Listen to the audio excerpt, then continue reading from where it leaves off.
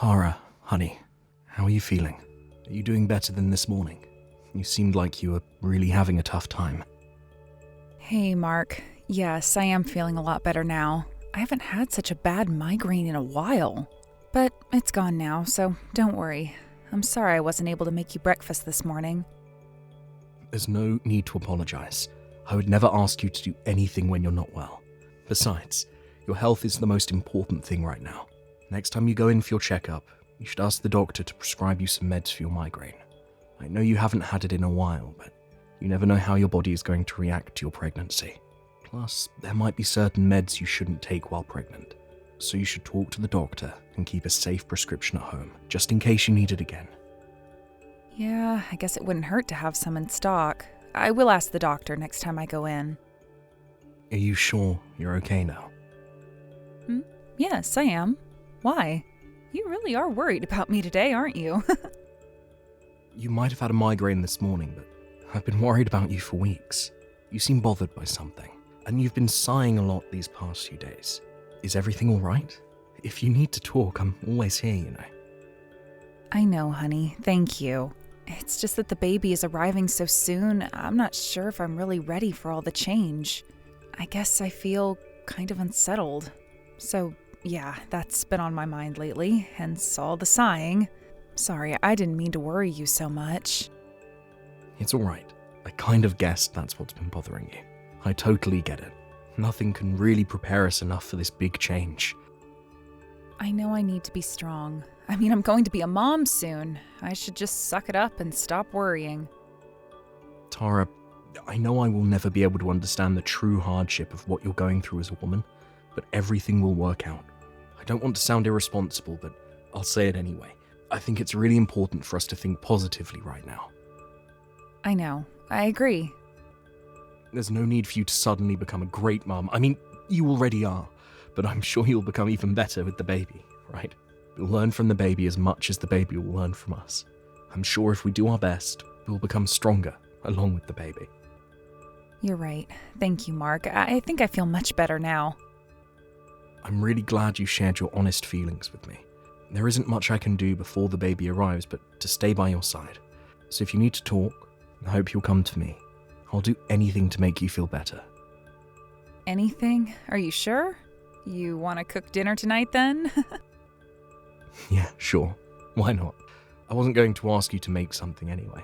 You're not feeling well. You should rest. I'm just kidding, Mark. I'm making dinner tonight. I'm totally fine to cook. Besides, I need to move around a bit more anyway. A little bit of exercise is good. I've been too much of a couch potato lately. Well then, we should go for a walk this weekend. I prefer you to exercise while I'm around. A walk sounds great. Oh, but I don't know if I want to walk around the neighborhood. There's too much traffic around here. Maybe we can take the car to a nicer location and stroll around there, like an easy nature trail somewhere. That sounds so nice. I'll look into destinations tonight. Thanks. I'm so happy we have something to look forward to this weekend. Mark, I'm so sorry I'm making you do the groceries after work. Are you at the store now? Yes, I am. It's completely fine, Tara. I know you needed to rest today. There's no need to apologize. Are you feeling any better now? You sounded pretty sick earlier. A little bit. I think I might be anemic or something. Well, if that's the case, you really need to stay in bed. You might fall from getting dizzy. Oh, I forgot to mention, there was a letter from the building security this morning in our mailbox. A warning? About what? Apparently, there's a man loitering in our building. He's been seen a couple of times. I think it was best that you didn't go anywhere today. Oh, did the letter say what he's like? Nothing about his appearance, but apparently the guy spoke to a resident and his English wasn't great. So maybe he's from overseas. Maybe if you heard him speak, you'd be able to understand if he speaks one of the languages you do. But it's best you don't encounter him. It said in the letter that he tried to force into one of the auto-locked doors at the entrance. That sounds pretty horrible. I'm scared now. If something happened, I wouldn't be able to run with this belly. Well, you're due in no time, so you won't have to worry once you're in the hospital. You'll be staying with your mum for a while anyway, after the delivery of the baby. But until the baby arrives, you should avoid going out on your own as much as possible. If you need to, let me know, and I'll come with you. Sorry, I didn't mean to scare you too much. The building asked the police to patrol the area more, so I'm sure he won't be seen anymore. I bet everything will be back to normal after a month or so. I really hope so. Maybe I shouldn't wait to stay with my mom, though. The hospital is closer from her place anyway. I don't want to be paranoid or be restricted from going outside, you know? I do. If she is okay with you staying with her, then I guess that is the best for your safety. You should call her and ask. If she says yes, I can drive you to her place tomorrow morning. Okay, I'll do that right now. Thanks for looking out for me, Mark. Of course. Oh, but I will miss you. The house will feel so empty without you. My mom's house is less than an hour away. Besides, you are coming to the hospital when the baby arrives. That's going to be happening so soon. You'll see me in just a few days. I know. My boss and colleagues already know you're due soon. They have agreed to fill my spot at work if necessary, so I can take a few days off after the baby arrives. Oh, yeah. There was also a letter without a stamp for you in the mailbox. I left it on the sideboard by the front door, along with the warning letter from the building. For me? Maybe one of your students at the language school. There was some kind of writing that I couldn't read. You had some of them over for a party before, didn't you? Okay, I'll check. Thanks for letting me know. I hope the loiterer isn't one of your students. What? How dare you say something like that? My students are good people. None of them would do anything crazy like that. Sorry, I didn't mean to offend you or anything. I just thought about the possibility of one of your students wanting to see you. I know you're a very popular teacher, and I remember you used to exchange letters with them often, even after they left your school. So I just thought maybe one of them showed up to see you but forgot which door, but it was a bad thought. Sorry, dear. Even if one of them ever showed up, they wouldn't loiter around the building. They're educated people with good manners. Please don't joke about them like that. I apologize, Tara. I'm sorry. It's okay. I didn't mean to be so feisty either. I know you're not the kind to talk down to people, but it kind of felt like you were to my students. It's my roller coaster hormones, thanks to being pregnant. It's making me lose my temper so easily. I know I need to take it easy. It's not your fault. I made a bad comment earlier. The building security issued a warning because this case is serious. I should have taken it more seriously too. But instead, I made a bad joke out of it. And to top it off, I included your students in it. It was a very bad call. I'm sorry. I won't compare a loiterer to your students ever again. It's okay. I know you didn't mean anything. I overreacted too. Anyway, careful on your way back home. I'll see you soon. Hey, Tara. How are you doing? It's been 3 days since your due date now. Have you gotten any signs of the baby arriving yet? I couldn't get a hold of you yesterday, so it's worrying me. How are you feeling? Let me know as soon as you get a chance, please. I just want to make sure you're doing okay. I'm sorry, Mark. I couldn't reply to you yesterday because, well, things have been rough. Rough? Why is that? Is everything okay? Has something happened? You're scaring me, Tara. Mark, you might want to sit down for this. I have some bad news. What? I'm so sorry, but the baby didn't make it. Huh? What do you mean? The baby's heartbeat stopped. She's gone.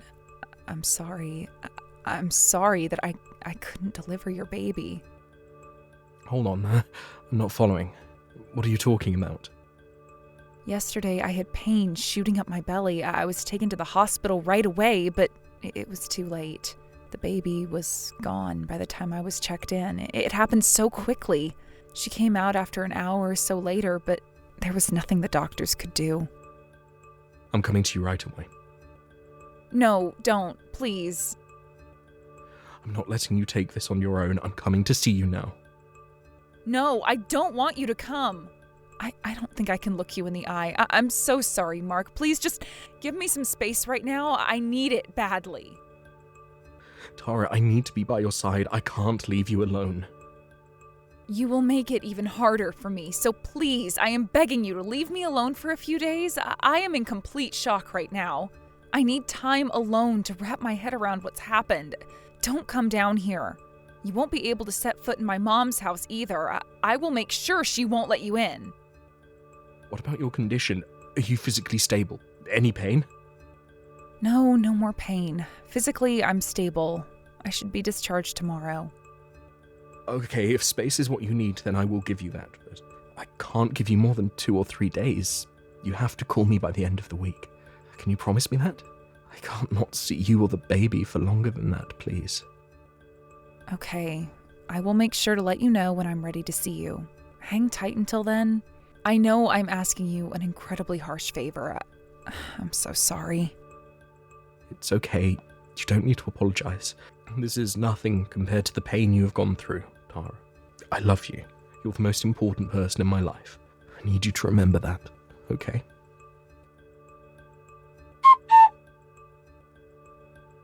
Hi, Mark. I'm sorry I kept you waiting. Thank you for giving me space. It's been hard, but I think I've calmed down now. It's okay. How are you? Oh, wait. You don't have to answer that. I've been doing a lot of thinking. In fact, that's all I could do. And now I know what I want to do. Mark, we should get a divorce. What? I am so sorry I couldn't protect our child. I wanted to have your baby, but I failed you. I don't think I can ever look you in the eye. It'll be too hard for the both of us. We won't be happy like we used to be. I am so sorry. I never meant for this to happen. I'm sure you didn't. But you really are full of surprises. I never imagined that you would fake your baby's death just because you didn't want me to see her. Did you actually think that I wouldn't find out about your affair if we got a divorce? Huh? Mark, what are you talking about? I know you had your baby, Tara. The thing is, you immediately knew the baby wasn't mine. I mean, how could she be? I'm not black, and neither are you. So why did you give birth to a baby who was? I visited to see your baby, you know. I saw her while you were asleep. In fact, you were stupid to think that I wouldn't visit. What? Your mum called me. She started crying on the phone, apologizing to me for what you've done. I thought she was apologizing for you losing the baby at first, which was kind of weird, and then she told me. What? She told you what? Everything. She told me you had stopped her from spitting the truth to me, but she felt she couldn't keep this from me, that it was way too harsh. So, she told me everything. But I still couldn't believe that you'd have an affair and have someone else's baby. She told me to see for myself, that I should visit her and see the baby while you were asleep. We arranged for my visit when you were resting, and I believed your mum was telling the truth. I mean, how could I not? The baby was definitely not mine. So her dad is one of your students from your language school, right? You must have some serious issues cheating on me with your student. Mark, no, I didn't cheat on you, I swear. What? What is it then? A mistake? A fling? You think I'd forgive you if the relationship was casual? You betrayed me, Tara. You slept with someone else and had their baby. I can never forgive you for that. I was forced into it. Listen to me, Mark. I didn't ask for this to happen. A student of mine has been stalking me for a while now. Remember, there was a loiterer in our building? That was him. He was wandering around looking for me. Why didn't you tell me then? How could I? I didn't know what you would think of me. Besides, I wanted to believe that the baby was yours, not his. I spoke to him, you know. I saw him dropping another letter in our mailbox, so I confronted him. Wait, you spoke to him? Why? He's been dropping off letters practically every day since you left to stay with your mum. It was freaking me out. Why didn't you tell me about this? Because I didn't want to stress you while you were carrying the baby. So I was going to tell you about it after the baby arrived. But then your mum called and I saw your baby was clearly not mine. I came back and read the letters he wrote to you. I had them translated on the web. He was desperately begging to raise the baby together. That's when I figured that the loiterer was your child's father. So I waited for him to show up again by the mailroom. I don't know. You don't know what? That your child's father is Miguel? He told me you dumped him as soon as you found out what he does for a living, even though you were pregnant with his child. He tricked me. He said that his father ran an IT company back home that would soon be his, but then he confessed that his family was from a poor town and only had small crop to make money. So the truth finally comes out. Mark, he fooled me. I never would have slept with him if I knew he was poor. Wow, Tara, listen to yourself. Do you think that makes me feel any better? In fact, that makes me sick to my stomach. You cheated on me, and did it because you wanted his wealth. How low can you be? Plus, you never told him you were married, so you both lied to each other. From my perspective, you both did ask for all of this. Karma's a bitch, isn't it? Anyway, I agreed to a divorce, but I'm suing you for multiple accounts of emotional distress. I'm glad I kept these letters, so I can use them as evidence to show in court. Mark, please, calm down. You can't be serious. How can you sue me? You won't get anything from me. I'm a single mom. You can be that cruel? Cruel? You think you can use that word against me? I'm only asking for consolation for the emotional damages you have caused. I'm not the father of your baby, so I will leave your issues to you and Miguel. I'm only asking for what I have the right to ask. Mark, I'm sorry. I have been a horrible person. It's too late for you to apologize. You played a dangerous game, Tara. You saw an opportunity to win a wealthy lifestyle, so you took the risk to have the baby, even though you didn't know which one of us was the father. But then you found out that Miguel was lying to you about his family, so you told yourself that the baby was mine and carried her full term. I only did what was best for my baby. No, you didn't. Stop lying to me or to yourself, Tara. You only thought about yourself. That's why you're in the situation you are in now. How dare you be mean to me? I just gave birth to a child. You are being so insensitive. You are not a decent man, Mark. I'm sure you're having a hard time becoming a mother. I can only imagine that something as responsible as becoming a mother would be difficult for someone like you. But like I said, you'll be paying for what you have done, both to me and to Miguel. You are an adult. Surely you understand that there are circumstances for foul play. Why would you speak for Miguel? What, you two established some kind of a brotherhood or something? Miguel and I are done. I'm not speaking for him, but he is the father of your baby, so I think you need to talk to him. You shouldn't cut him off like that. Shut up, don't you tell me what to do. How I handle my relationship with him is none of your goddamn business. No, I guess not. But I told him your mum's address, so he should be coming over to see you soon. I'll let you guys figure out what to do about the baby. What? You can't do that. You can't hand someone my personal information. Oh, but you're staying with your mum. I didn't give him your personal information. I gave him your mum's. With her permission, of course. She wants to talk to Miguel about the baby. No! Why? Why is everyone being so selfish? My opinion should matter the most. I am the baby's mother. If I say I am done with Miguel, then it's done. There is nothing to talk about. Everyone is being selfish. Tara, don't make me laugh. You were going to make me raise someone else's child.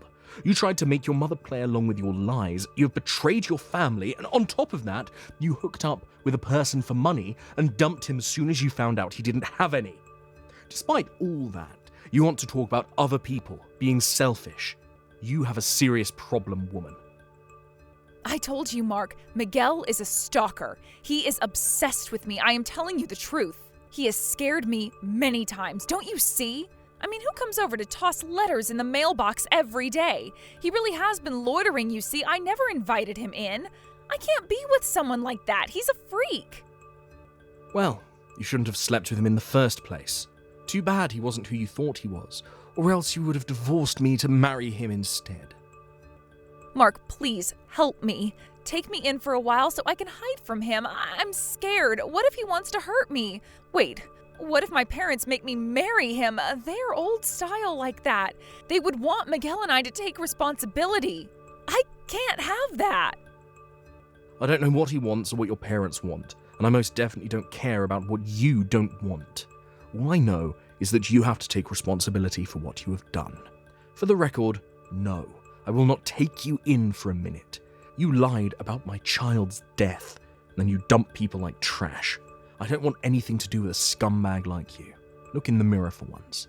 If there is anyone you should be scared of, it's yourself.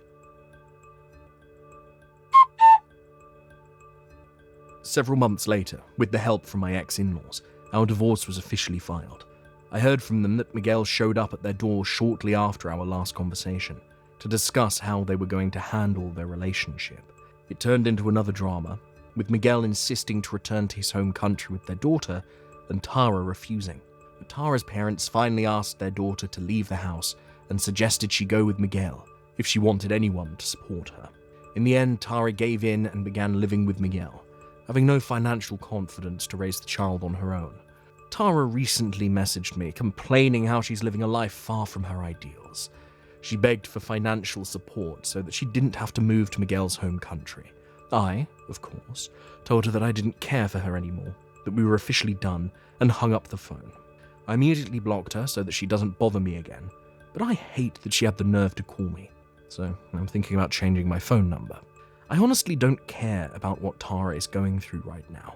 I sometimes wonder if Miguel chose the right path staying with her. But it's probably best for the baby, since leaving Tara to raise the child on her own is too risky.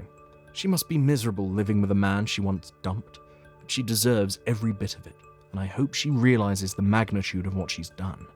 After the divorce, I moved out from the condo I used to live in with Tara, and I now live on my own. The fun memories we shared up until the pregnancy sometimes haunt me. I feel so low and sad, but I know looking back on the days won't help me move forward. I know it will continue to haunt me for a while, but I hope time will help me heal. Seeing me depressed, my parents bought me one of the kittens born at their home. I was going to return the kitten after a while, but living with her for a few months, I became completely head over heels.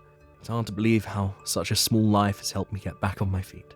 There may be bumps ahead yet to come, but I will cherish day by day with the help from my new partner. Thank you for watching. Please subscribe and hit the like button. See you next time.